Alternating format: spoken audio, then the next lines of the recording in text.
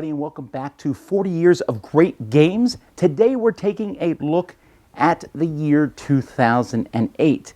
Now, 2008 is a very intriguing year for me because I was able to easily make a very strong top 10 list. However, once I moved out of the top 10, there's not as many amazing games that came out that year. So it's kind of an odd year for me in that regard. However, for reprints, this was the year that Cosmic Encounter was reprinted by Fantasy Flight, the definitive version of my favorite game. So I'm glad for that. Ultimate Werewolf came out this year, which was a definitive version of Werewolf. And Formula D came out, which was a much nicer version of Formula D up to that point. Because they're reprints, I'm not including them on this list, but I wanted to say that they were fantastic. Let's get started with number 10. Number 10 is Battlestar Galactica. Now you might say, what? How is that so low on your list? Well, because it has been not reprinted, but replaced in a sense by other games like Dead of Winter and such like that. But Battlestar Galactica, when we first heard it announced, we're like, whoa, that's a cool IP. And it took the idea of Shadows over Camelot. See, Shadows over Camelot had a traitor mechanism in it, which was pretty cool. But Battlestar Galactica took that and refined that and really brought that traitor aspect to the forefront, where it almost isn't even as much of a traitor as it is team versus team. Now, if you don't like the Battlestar Galactica universe, you can still enjoy this game. If you do like the Battlestar Galactica universe, this was an amazing treat. They added a lot of expansions. Most of them aren't necessary for the game. There's a few cool things in them, but the straight-up game really brought that feeling of helplessness to life. Number 9 is Stone Age. This is an extremely popular game, and during this period, I remember when I went to Origins in 2008, and everybody, it seemed, was playing Stone Age. Everywhere I looked, Stone Age, Stone Age, Stone Age, Stone Age, Stone Age. Extremely popular, about rolling to get resources and using those resources to buy cards.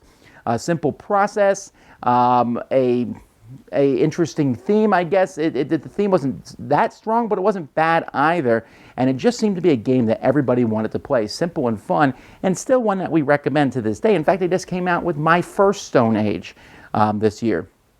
Number 8 is Jet Set. Now, you may not have heard of Jet Set because this game never made huge waves. It's done by Vasel, which is a company that makes just a few games over the course of years. But Jet Set was a game that essentially you are making, connecting different routes in Europe, airplane routes, and trying to, when you first look at the board, you're like, is this Ticket to Ride? Well, it's kind of like Ticket to Ride if Ticket to Ride was much more advanced. It's like the next step beyond that because there's a little bit of an economic system in it. There's different ways to get points.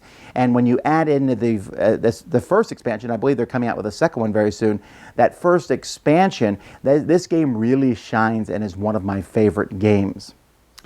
Number 7 is Giants. Now, Giants is a game that's not talked about much these days, but it, for me, was one of the games that put Matago on the map. Now, Matago today is known for Cyclades and Kemet. Giants came in the same box as these, and one of the things that first attracted me to Giants was they had little worker dudes, and they were a different scope for each player. You're like, wow. But it also had all kinds of little pieces. In this game, it had little Easter. It was about Easter Island statues, and it's still probably the best game that uses that theme. And you have to get these Easter egg statues, build them, and then put them in different spots. And you do that by rolling them across logs on the island.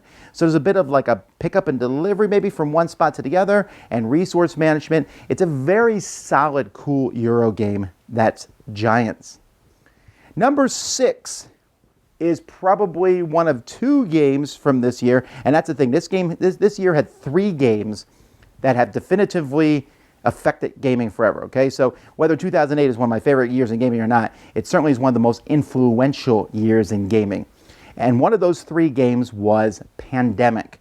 Pandemic came, and what's interesting about Pandemic is it was a cooperative game. Now, we've talked about cooperative games quite a bit so far, and we've seen several come out, but Pandemic is the game that made cooperative games a megastar. Pandemic is the game where people said, do you play cooperative games? I play Pandemic. Pandemic has done extremely well. It has not done as well as Catan and Ticket to Ride and Carcassonne, but it is in the next tier right underneath them and continues to sell well to this day with multiple expansions and spin-offs, Pandemic Legacy, Pandemic the dice game. There's many versions of it, but regular Pandemic is still very popular. This cool concept of stopping 4 diseases from ravaging humanity as you work together is a theme that appeals to almost everybody. It had a fairly low price point and straight up co-op, a lot of fun. Number 5 is a party game that, again, has kind of fallen under the radar, but I've always enjoyed, is Say Anything. Now, North Star Games, their most popular game up to this point was Wits and Wagers. Nowadays, they put all their emphasis on evolution. But in between those games, there was Say Anything, which was a party game I really enjoyed. This took apples to apples for me, completely replacing it, as you would be asked a question, and everyone else would write down answers for you. So it's like apples to apples, but people write the cards. You're going to pick one of those, and then everyone's going to guess which one you're going to pick. So take a couple concepts, put them together, and the gameplay could be as you could have risque humor if you want it. You could have regular humor. You could play with families. You could play at parties. It was very group-dependent game, but it was a very simple game for groups to get into. That's Say Anything. Number 4 is another game that hit the landscape, maybe not as hard as the rest, but this was Dixit. Now, Dixit is one of those party games that gamers liked. Dixit was a game where people were like, wow, have you played this? It was kind of like a thinking man's party game, because Dixit had these really unique cards on it with artwork that was amazing and fantastical to look at. When you looked at the art, you can kind of like, some of these you put on your wall, but when you put them on your wall, people would say, well, that's kind of a weird piece of art to look at. Well, Dixit, then, you would say anything you want, any clue you want, and put down a card face down. Everyone else throws a card in that kind of matches what you said, and then everyone has to pick the card that you put down. And this Dixit has had multiple expansions for it. It has sold extremely well. And a lot of other party games, a lot of party games took their cues from apples to apples. Now party games started taking their cues from Dixit. Number 3 is one of my favorite cooperative games of all time, and that is Ghost Stories. Now, Ghost Stories did not have the bang that Pandemic did, partially because the theme is about ghosts coming to destroy a town, and you were all monks fighting them off. It's very horrific, some of the artwork. It's like all bright and colorful, and then you take a closer look, and you're like, does that lady have teeth in her eyes? That's gross. But it's like B kung fu horror movies come to life, and the ghosts just keep coming and coming and coming. Almost had a tower defense type feel to it. Very, very fun. One I still have in my collection. Number 2 is by far the most definitive game of 2008, even more so than Pandemic.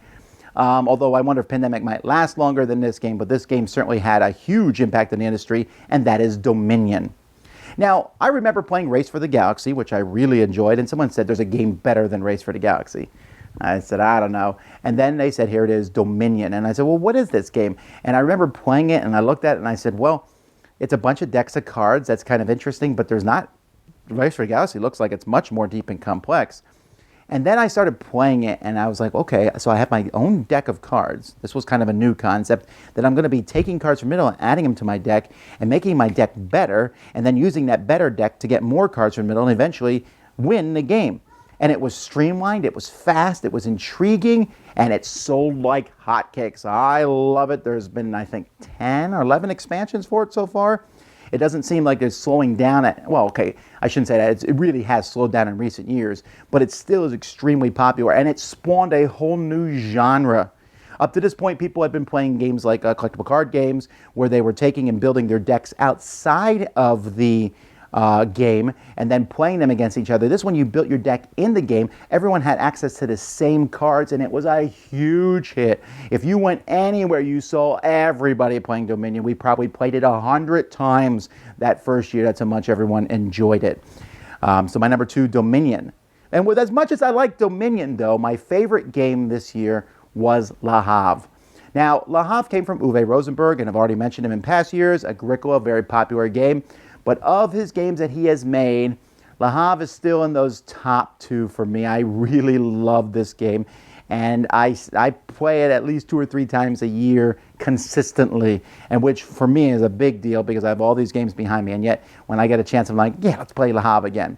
Le Havre is just a game of collecting resources and then using those resources to build buildings and then using those buildings to get more resources.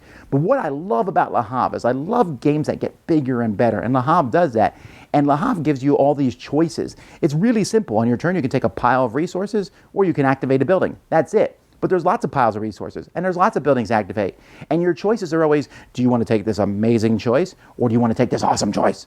Or if both those you can't take, there's a pretty good choice over here. You never feel like you're pressured as much as you feel like, oh, which of these great choices am I going to take? I love games like that. Many games are often take this choice or this worst choice or even worse choice. Here it's what's the best out of multiple of happy options.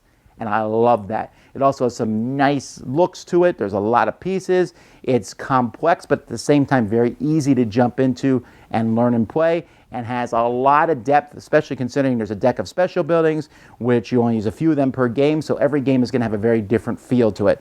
I love this game, Le Havre. So that's the year 2008. What are your favorite games from that year? Let me know in the comments. We're getting close to our current year. Not many years left. Anyway, until next time, I'm Tom Vasel. You've been watching 40 Years of Great Gaming on the Dice Tower.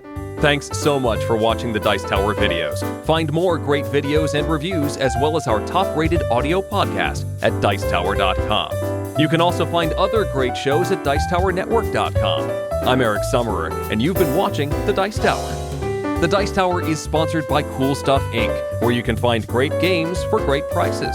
Cool stuff in stock. Check them out at CoolStuffInc.com.